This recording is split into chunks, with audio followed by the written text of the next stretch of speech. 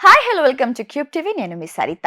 ఏపీలో ఇప్పుడు వాలంటీర్ల వ్యవహారం నూనెల నుంచి పొయ్యిలు పడ్డట్టు అయింది. మొన్నటి వరకు వాలంటీర్లను మళ్ళీ తీసుకుంటారా లేదా అనే దాని చుట్టూ రాజకీయం నడిచింది. ఎందుకంటే మొన్నటి ఎన్నికల్లో చాలా మంది తమ ఉద్యోగాలకు రాజీనామాలు చేశారు. దాంతో ఇప్పుడు తమను తీసుకోవాలంటూ వారంతా వేడుకుంటున్నారు.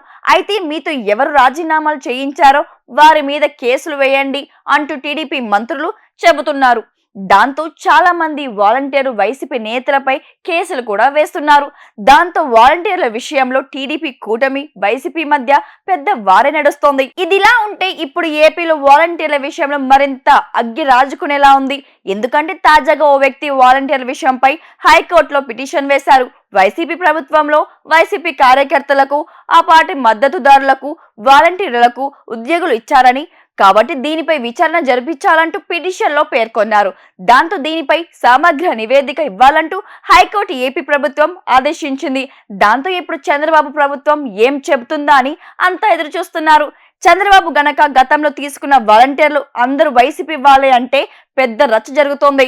వాలంటీర్లు అందరూ టీడీపీ ప్రభుత్వానికి వ్యతిరేకంగా మారిపోతారు. అలా కాదని వాళ్ళని కొనసాగిస్తే ఎలాంటి సమస్యలు వస్తాయో అని కూటమి నేతలు వద్దని చెబుతున్నారంట. గతంలో వారితో పింఛన్లు ఇప్పించడానికి కూడా టీడీపీ కూటమి నేతలు ఒప్పుకోలేదని చెబుతున్నారు. అలాంటిది ఇప్పుడు 5 ఏళ్లలో వారిని కొనసాగిస్తాననే నమ్మకం కూడా లేదు, ఎవరికి పెద్దగా లేదు.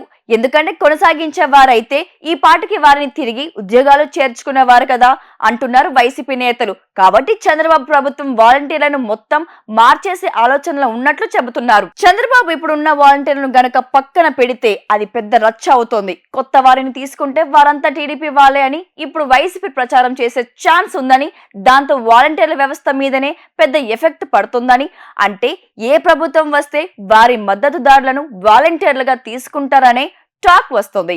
అప్పుడు ఈ అంశం ఏపీలో అతిపెద్ద రాజకీయం అవుతుంది. కాబట్టి ఈ విషయాన్ని చంద్రబాబు ఎలా డీల్ చేస్తారని అందరూ ఎదురు చూస్తున్నారు. అసలు పార్టీలతో సంబంధం లేకుండా ఉండేలా కొత్త విధానాన్ని ఏమైనా తీసుకొస్తారేమో అని టాక్ కూడా వినిపిస్తోంది. చూడాలి మరి ఏం జరుగుతుందో.